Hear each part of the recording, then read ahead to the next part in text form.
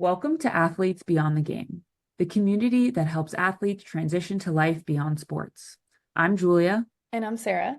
And each episode will dive into athlete stories and get real about the challenges of navigating life post-athletic retirement.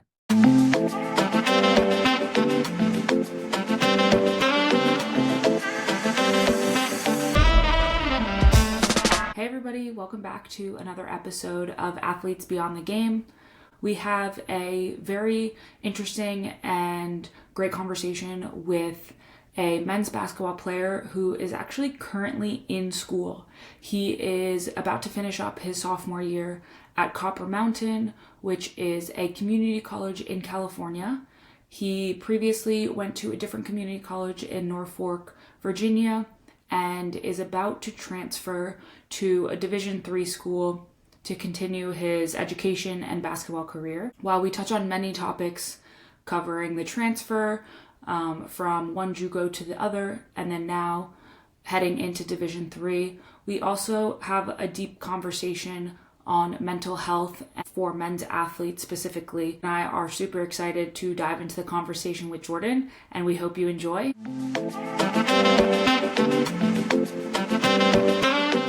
So Jordan, can you tell the listeners a little bit about yourself, like where you're from, what sport you play, and then where you go to school? So I'm from Las Vegas, Nevada. I grew up, born and raised there, and I play college basketball, and I just committed a few days ago to Cal State Maritime in Vallejo, California. Awesome, love it. You have a really interesting and unique story, and would you mind touching a little bit just on the conditions that you grew up in? Growing up, I was the youngest. I have two older sisters, and so it was us three, and then my mom and my dad, and we grew up both parent household in a nice neighborhood with a bunch of neighbors that we were friends with, and it was a good time. And then both my older sisters had moved out, going to college, and then I had two younger siblings, and that was around fifth grade, and then my childhood home that I grew up in became uninhabitable due to a broken pipe.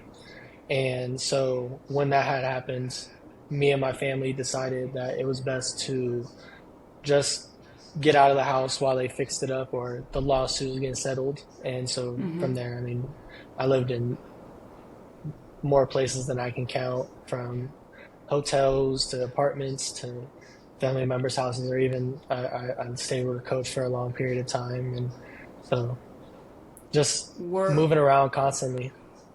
were in that time, were you able to stay at the same school, or did you have to move around to No. schools as well? Fourth grade, I went to one elementary school. Then I moved in fifth grade, and then I went to three different middle schools and homeschooled for eighth grade. And then my Wow. freshman year of high school, I went to my local school in Las Vegas, Silverado High School. And then during COVID, me and my family moved up to Reno, Nevada, and I transferred to Bishop Manogue. And that's where I Wow. finished my high school high school career was at Bishop Manogue. Wow. That I can just imagine, like making friends is difficult as a kid just as is, but with all the, moving around, that Yeah. was difficult for Yeah, sure. I mean, I feel like like I say this to my parents all the time, that like every school I went to was a whole different demographic. So I kind of Right. learned how to integrate with different demographics. From, in high school, I went to the prestigious Catholic school in the city, so there's a lot of big time money people, and so I got to be around them and learn how they go about life and the certain intricacies that they lay out for their life. And also, I went to a public school in high school, so I also saw how public school kids and how they all get down, and I learned how to be friends with them. And so every school I went to is a whole different demographic, and so learning to kind of move around in those demographics as myself was a very interesting process. But I learned how to Right. just make friends wherever I went. That's an awesome skill, and I'm sure one that you probably still have to this day, and that probably helps in many scenarios for you. Yeah, I hope it does for sure. Yeah. Especially with transferring to colleges. I hope it Yeah. does. Absolutely. So, as you were moving around, was basketball the only sport that you played, or did you play any other sports? So I grew up playing all sports. My dad, he played baseball at a very high level, and so I played baseball, I played football. I even danced for a little bit. My mother, she was a professional dancer on cruise ships and, Amazing. sports teams, so I Like, I dove into ballet and tap and all that. So I I love did it that. all growing up. that's all, I That's feel like awesome. that would help in all sports. Like dance is such, I mean, they're so incredibly athletic. Yeah, the And rhythm. Yeah, yeah, man, like to be able to it have that is. base. I don't know how they do it. I'm gonna be honest. I see some of Uh, the dance Me moves that my too. sister does, or I see online. I'm like, yeah, that's a special type of athlete. But I mean, I so I agree. it definitely helped for sure in some aspect. Yeah, that's awesome. Totally. How has the way in which you grew up impacted how you view the transfer process? Because right, you're used to moving around a lot. So, Yeah, in what ways do you think that has impacted that? I think it's actually made it a lot easier. I mean, I went to Hmm. two different JUCOs. I went to one in Norfolk, Virginia for a year, and then around the Okay. halfway point of the school year, I transferred.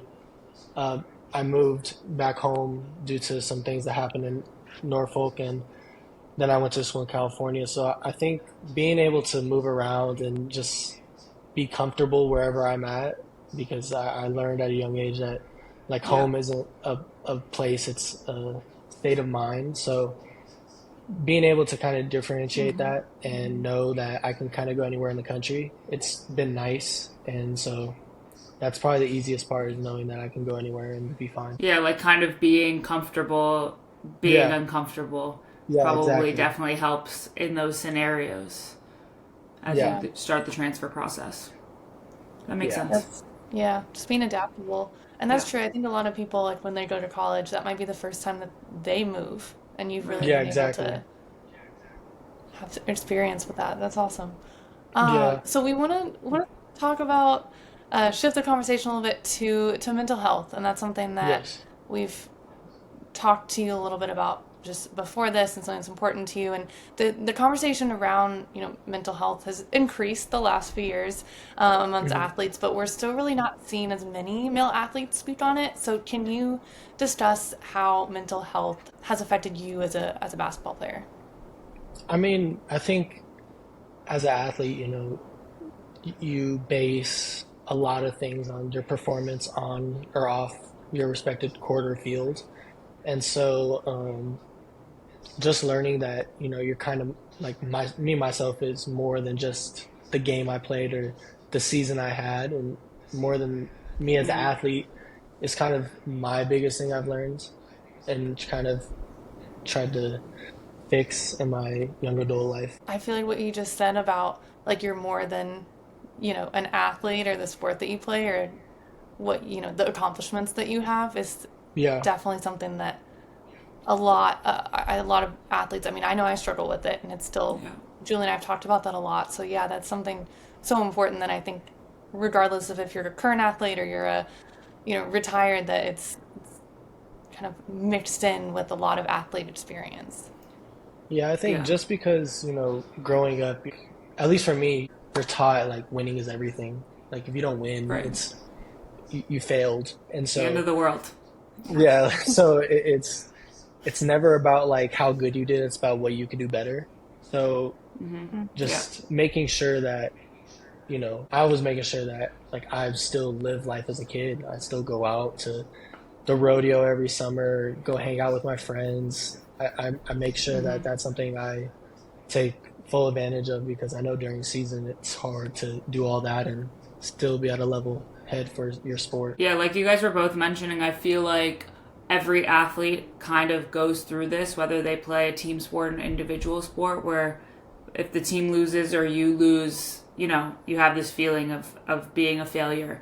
And Mhm. I think Sarah and I can probably both agree, and many athletes who have retired, is trying to figure out the types of hobbies and things that you like to do as who you are as a person outside of your sport and trying to incorporate those into your life as you are still competing and you are still playing, to kind of have that as something to fall back on. For an example, like one of the things that helped me a lot as a tennis player was when I was playing tournaments.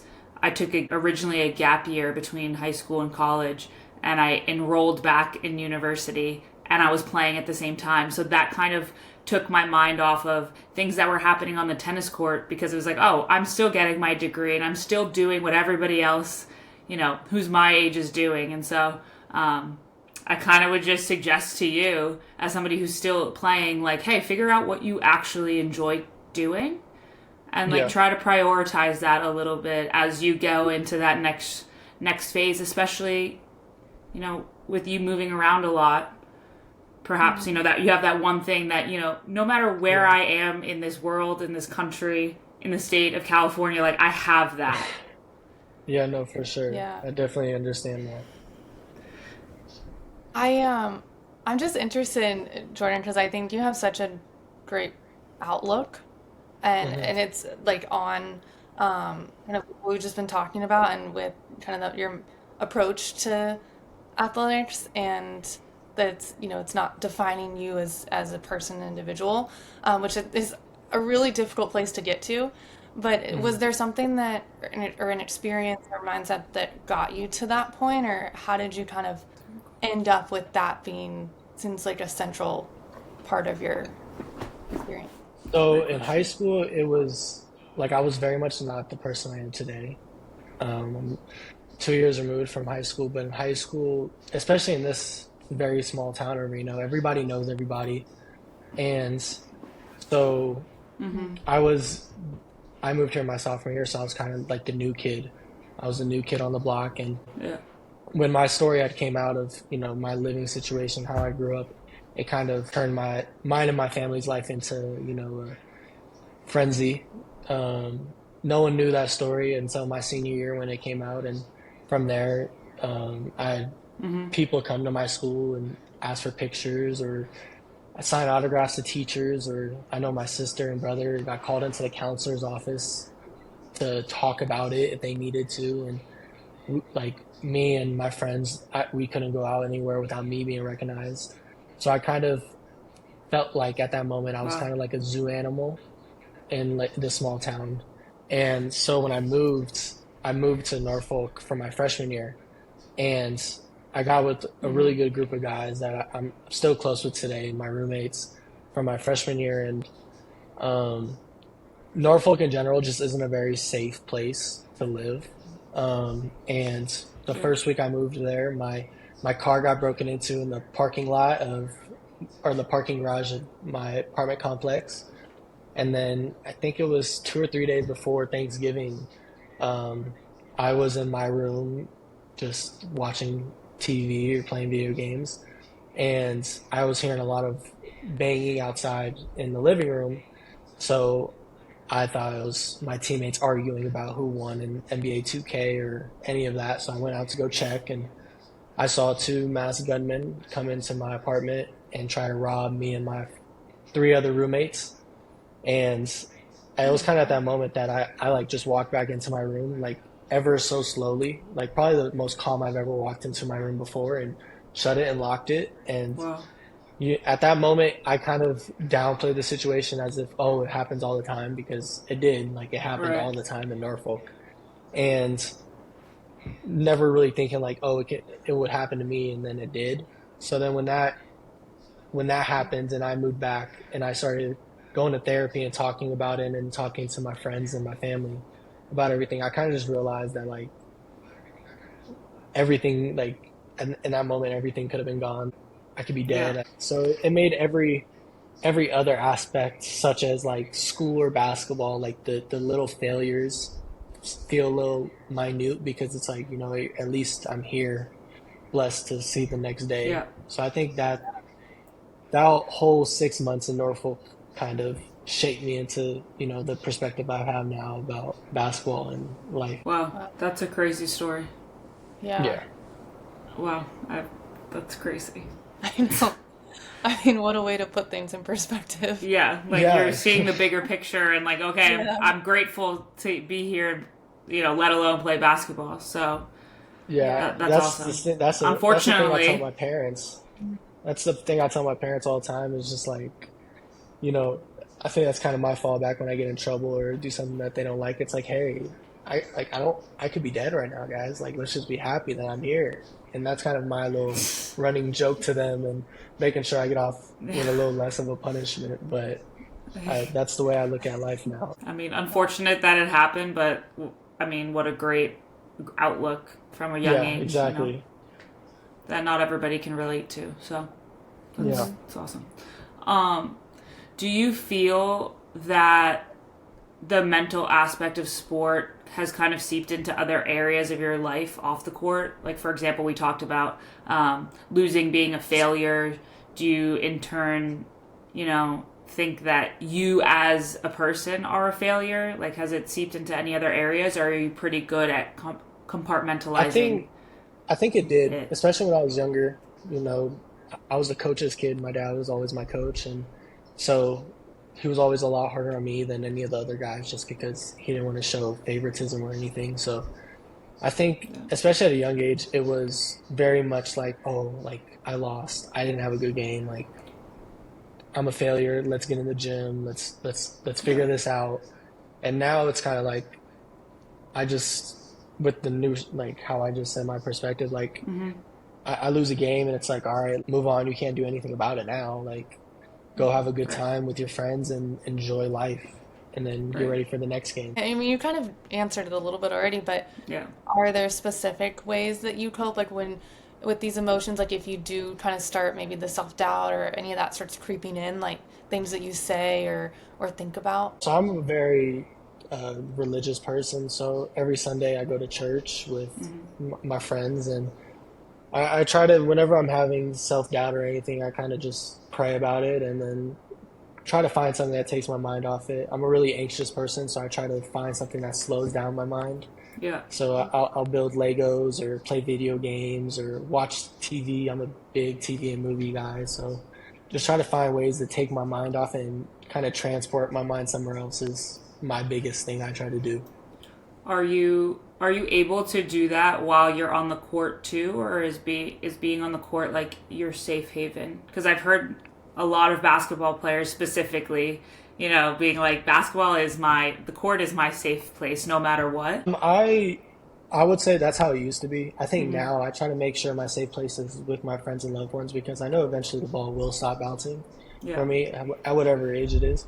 But I think I joke about it all the time. I kind of have an alter ego when I get in between the four lines. Like I'm not the happy-go-lucky Jordan that just likes to have a good time. Like I'm very serious and let's get the job done. And we're here, so we might as well win Right. and let's move on after it. So in between those four lines, I would kind of say my mind is strictly on business and trying to win at the best best way possible and have fun with it too. I mean, that's the goal is to have fun. So Yeah.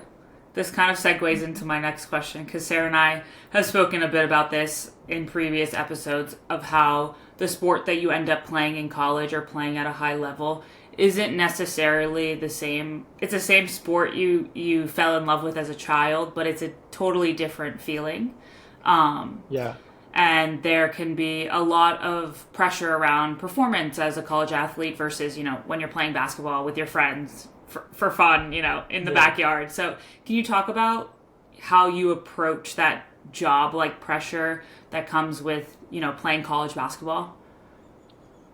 So my mom kind of said it best. Is like most people don't like their job, and like if the day you stop liking your job and you're still doing it, then like why are you doing it? So I tried. You know, there's days that are hard. It's like, oh, I don't want to go to practice, or oh, I don't Yeah. want to work out. But I know like I'm doing the thing I love most. Like my biggest, I always joke about it that my biggest worry in life is getting good grades and putting an orange ball through a hoop. Yeah. Like there's so many other things I could be worrying about that Yeah.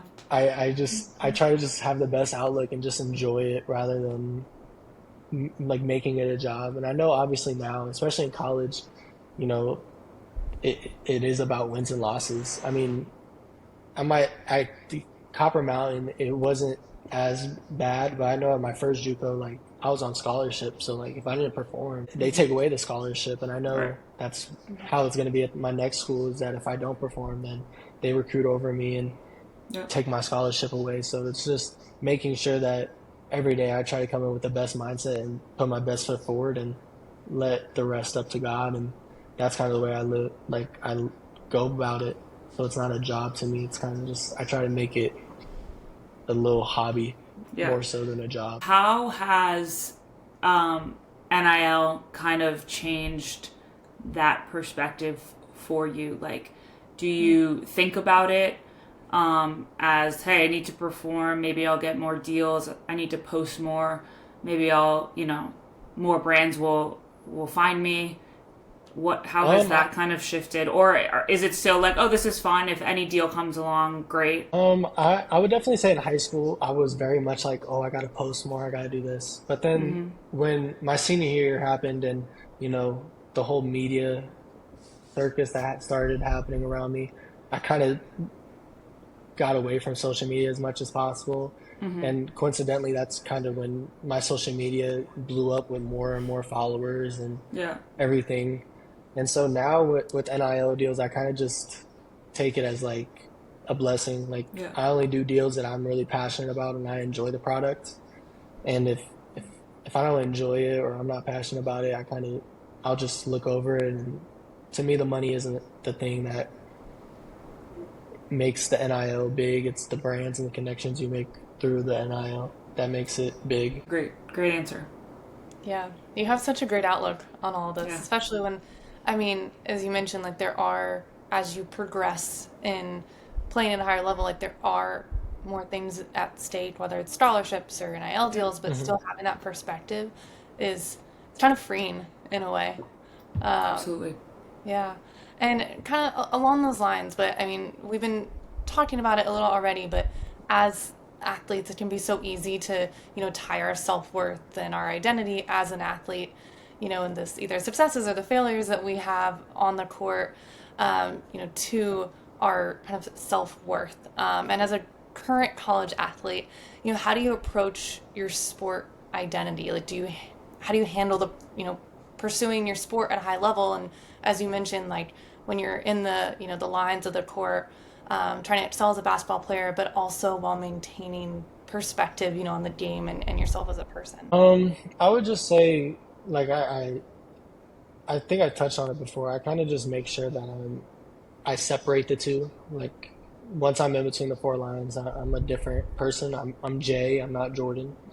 And then the moment I'm outside the lines, I'm Jordan. So I think trying to separate the two and just make sure that in both ways, in both worlds, you're putting your best foot forward. I think that's the way I do it. We kind of want to transition a little bit into kind of like locker room talk a little bit, Okay. and how specifically male athletes interact with one another. Do you find that your teammates or your friends who also play basketball are kind of vocal and open about their mental health struggles? And like, do you guys talk about it, or is it something that's kind of swept under the rug, not really spoken about?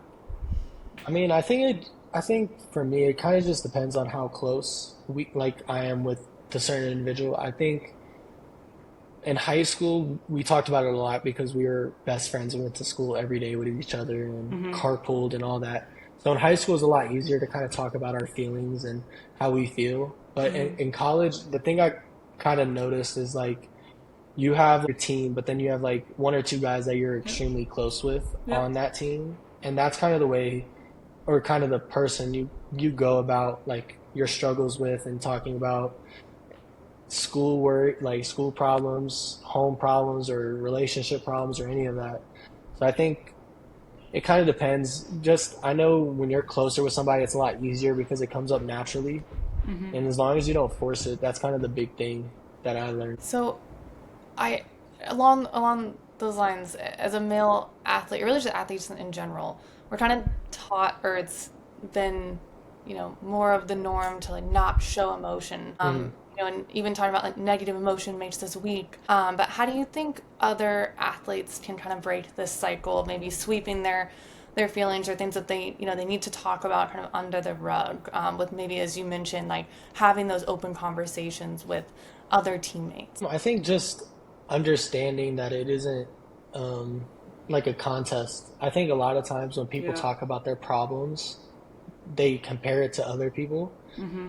And when you kind of realize that everyone's story is different, everyone has their own unique struggles, and the hardest thing for you might be an easy thing for someone else, and vice Right. versa. And it's not really a competition or something you compete with on who has had it harder mentally. And it's just like being there for someone, understanding that they might be going through something, and just like how they would do the same for you. I think that's the biggest thing. And I think at Copper Mountain, Coach JJ, he did a phenomenal job. Him, Coach Antonio, Coach Easton, and uh, Miss Santa Cruz, they did a great job just talking about, like, if you guys have a problem, like, the door is always open. And I can't count how many times I went into Coach JJ's office or Miss Santa Cruz's office and just talked to them about life outside of basketball, girl Mm-hmm. problems or school problems or anything. Right. Yeah, having that space to freely communicate really Yeah. makes a big difference. Is there anything you would like to see change in college athletics to kind of support mental health? I think it kind of starts at the top. I mean, obviously, talking about mental health in general is a very hard line to tiptoe around because you may offend some people.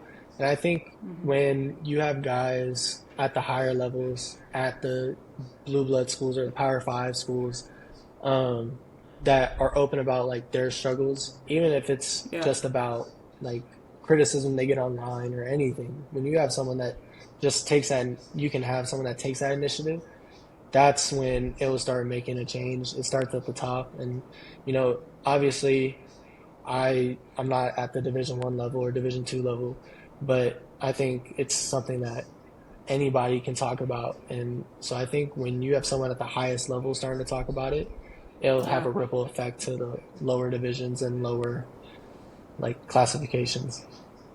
Yeah, it's also like just because you're not playing professionally right now or at the Division 1 level doesn't mean that your emotions aren't just as real as theirs. Obviously, in a Yeah, professional exactly. setting, it Yeah. could be heightened because there's all these different aspects. But just because you're, a JUCO athlete or a Division 3 athlete or a Division 2 athlete doesn't mean that it's not 100% valid in the Yeah, way that athletes are feeling. Yeah, it's kind of like what you just mentioned about like talking with teammates and not feeling like it's a competition of who's, you know, had maybe like either a harder time or whatever it is. Like everyone is dealing with things in different ways and Right. having different yeah, experiences. But yeah, that's such a good reminder that being open to others is, whether it's like, as you mentioned, like a coach or a teammate, but just having someone in your life to be able to talk to and yeah, hearing other people's stories too. That was really helpful for me. Even just Yeah. like looking, like online or Julie and I talking, like you feel sometimes so alone if you don't hear other people talk about it. You feel yeah, like it's, exactly. but then you realize when more people start talking about it, it's like, oh, it's actually a very normal feeling, and Right. it kind of makes it less of a big deal, I guess, in your mind. Yeah, the more that we Yeah, talk about it, the better everybody can cope and understand that Hmm. it's a normal thing. yeah. I mean, I talked to my mom a lot, and one thing that I like realized was like I remember I came to her for advice. I think a week ago or 2 weeks ago. I can't really put an exact date, but I was like, "Hey, mom, I just need your advice on something." And this was right before I committed, and I like was telling her like the decision I made and why I did it, all this and that, and she was just like, "So you don't really want my advice? You just want somebody to hear you see, like say it." And I was like, "Yeah." Right. She's like, "All right then, like cool, like let's go." Like Great. so yeah, to me it's just the more you talk about it out loud, whether it's I mean to some like it could be to anyone, as long as you talk Right. about it, it makes other people feel more comfortable talking about their problems, and so it opens up the conversation. Absolutely. So I have a question along those lines. 'Cause I think what you just mentioned, and I love the response your mom had about just like being someone like a listener. Hmm. Um, how do you like, especially in a team sport? where you have other teammates and, everyone's probably going through their own stuff. How can you as a teammate maybe be that person that could potentially, be the listener for somebody else? Like, are there ways that you think you can kind of help other people be more open? I think for some people, it's easy to go and just say, hey, like, we need anybody, like, come to me. And for some, especially at the junior college level, everyone kind of has a chip on their shoulder. So some people, you kind of just have to, like, give themselves space and then let them come to you naturally. So I think it just depends on, the person, time, and place. And I mean, I'm a jokester, so I'll try to make jokes and try to break the ice as much as possible, and hopefully it starts something. But I try to know time and place and who I'm talking to and how to best go around that. Right. Yeah, that's true. And even just by you talking about it yourself and your own experiences, that might prompt others too to, Yeah, exactly. Yeah, start those absolutely. conversations. Absolutely. So, what advice would you give to other, it can be either current or former athletes who are maybe going through mental health struggles, or just really anything that we've kind of touched on today related to, mental health and athletics? I think the big thing, and I told my mom about, or I was talking to my mom about it, was it's just like when you're going through those struggles mentally, you feel alone, as if you can't talk to anybody or no one's there for you. And I think the big thing is just understanding that no matter what, like, you have someone to talk to. I mean, if you don't have family or friends, like, you have, hotlines you can call or anything. Yeah. And so the big thing is just realizing that you aren't alone, and that, like, everything is a roller coaster. Life goes up and down. So you kind of have to enjoy the ups just as much as you enjoy the downs, and trust the process. Yeah. So, as somebody who just finished going through the transfer process, do you have any tips for athletes who are gearing up to enter the transfer portal? Don't do it. No. Just enjoy it.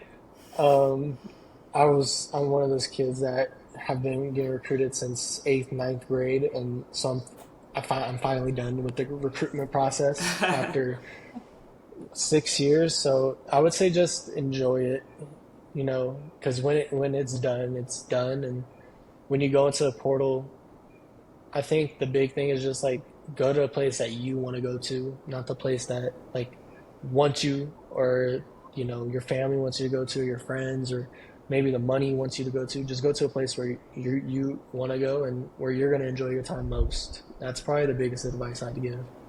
I second that. Yeah. And I also just have to say, too, from what you had mentioned earlier, about the advice giving to athletes, and I I think it's it sounds like you have an amazing group around you, which is awesome that you have people in your life that you can talk to, whether it's family or friends or coaches. But you're right, like, as you mentioned, even like a hotline, if people feel like they are maybe alone with, they don't have someone in their immediate vicinity that they feel like they can open up to, like, yeah, call a hotline. Go, if you're already, on campus, go to your counseling services. Even that, like, that's what we're here for as well, like having conversations, Yeah, and exactly. there's people out there who want to listen. No, I mean, especially for athletes, like, I've never heard of a coach not wanting to talk to his players when they're having struggles. So, I mean, even if it's your coach, like, I think that's one of the hard things, is, like, knowing that you can go to your coach and not worry about judgment or, like, the repercussions.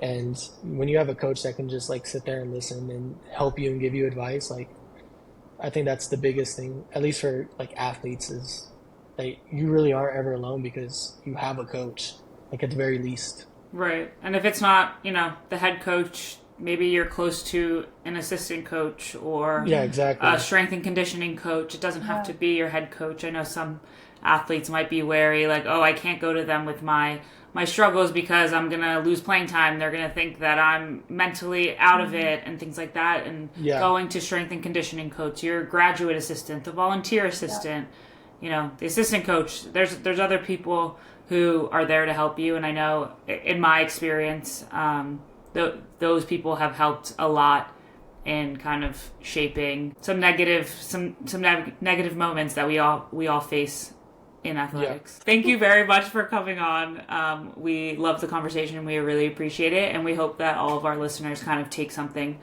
from, you know, the mental conversation that we had today. Thank you for having me. Of course. It means a lot.